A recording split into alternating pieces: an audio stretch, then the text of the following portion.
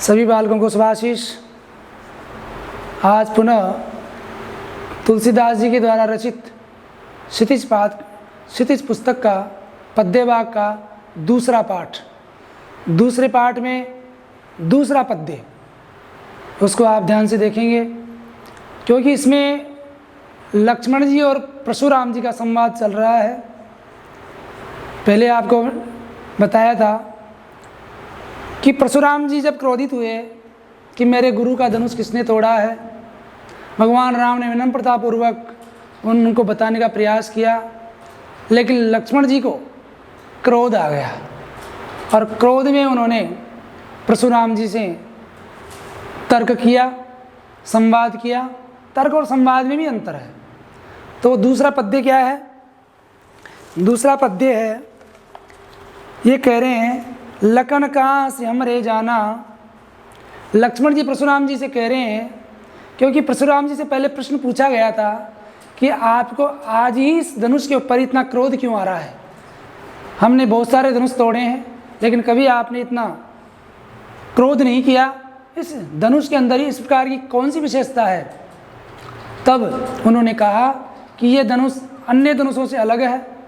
तब लक्ष्मण जी मुस्कुरा करके कहते हैं, दूसरे पैराग्राफ देखिए, पहली पंक्ति, लखन का हंसी हमरे जाना।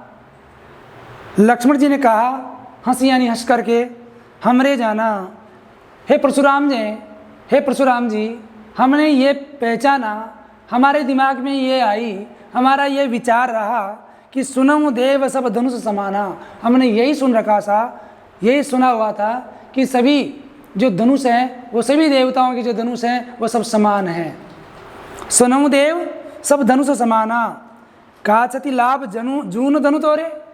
हे परशुराम जी, हमारे राम को, हमारे आराध्य को, हमारे बड़े भाई को आपके इस धनुष के तोड़ने में कोई आनंद की अनुभूति नहीं होती है। क्योंकि काचति, आपके इस धनुष को तोड़ने में कौन सी क्षति है, कौन सा नुकसान हो रहा है, और लाभ जून धनु तोरे, और कौन सा लाभ हो रहा है, क्योंकि ये तो पुराना धनुष है।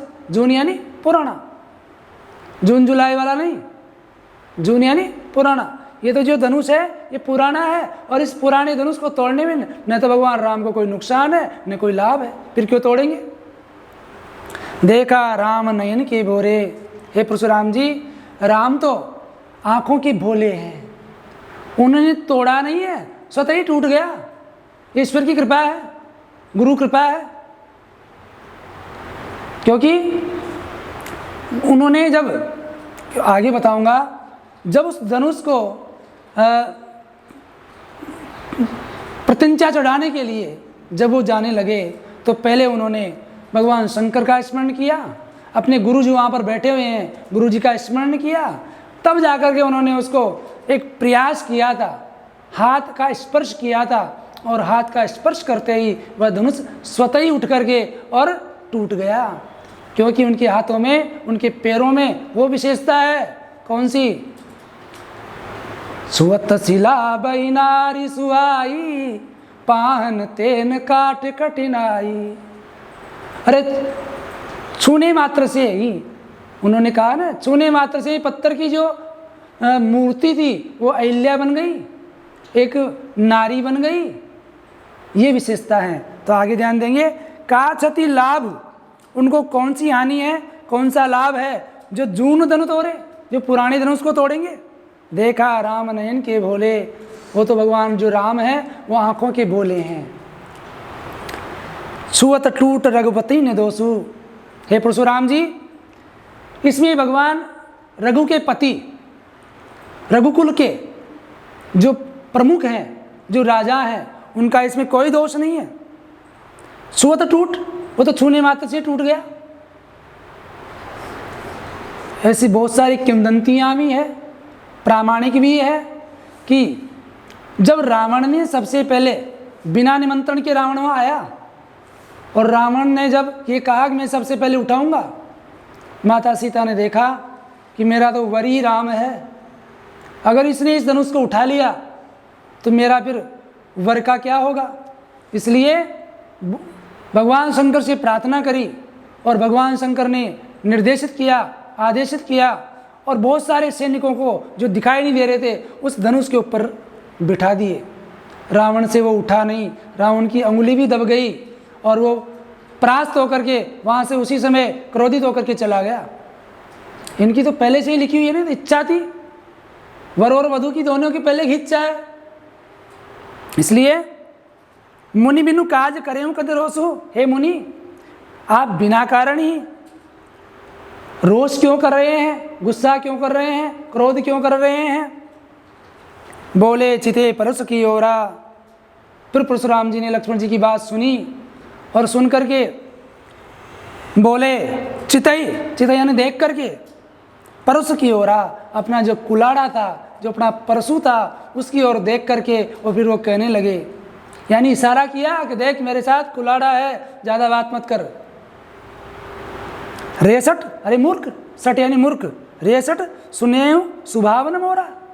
हे लक्ष्मण, हे मूर्ख, तू मेरा स्वभाव नहीं जानता है, मेरा स्वभाव कैसा है।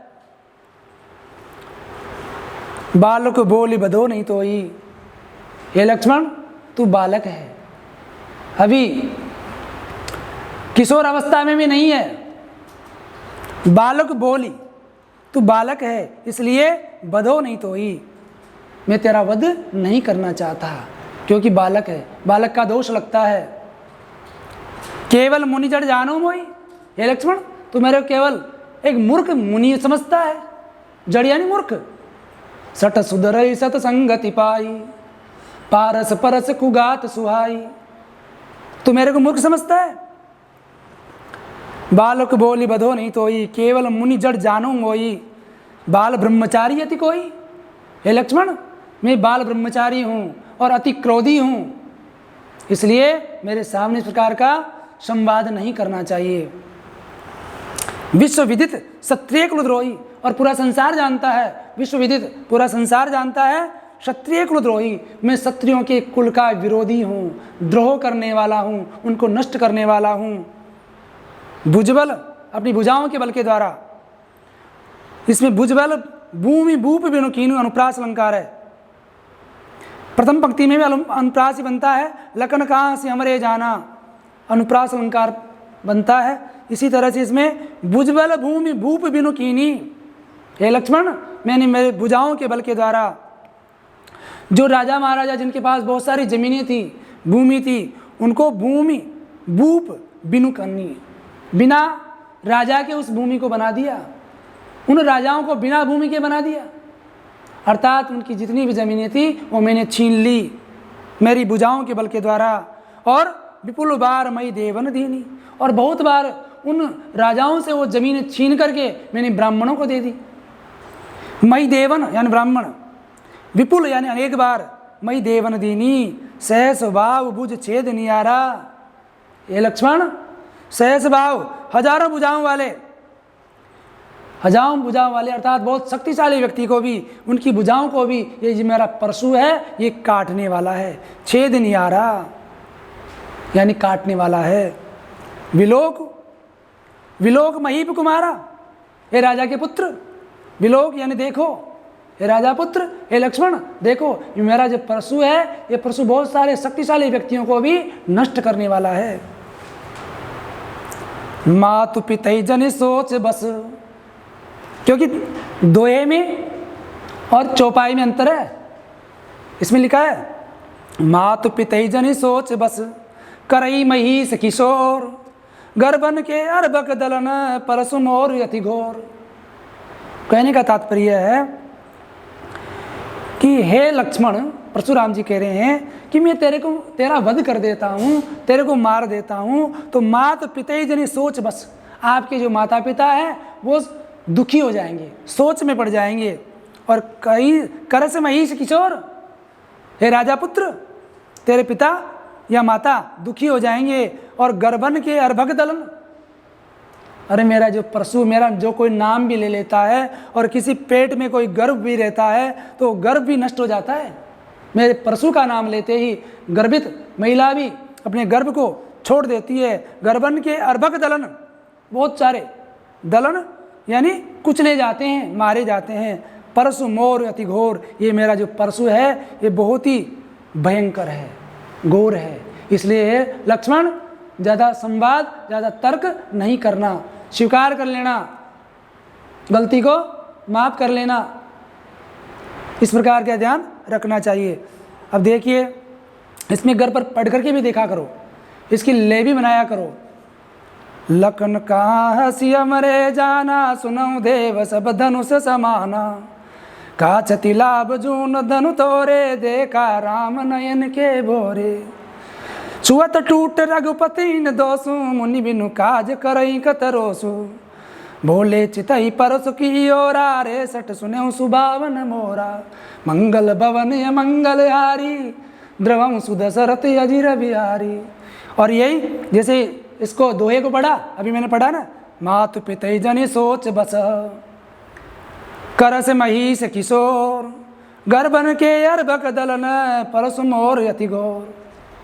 इस प्रकार इनको पढ़ना, पढ़ करके इस पद्य का अर्थ करना, अर्थ करके सप्रसंग 3 पंक्तियों की सप्रसंग व्याख्या करना। धन्यवाद।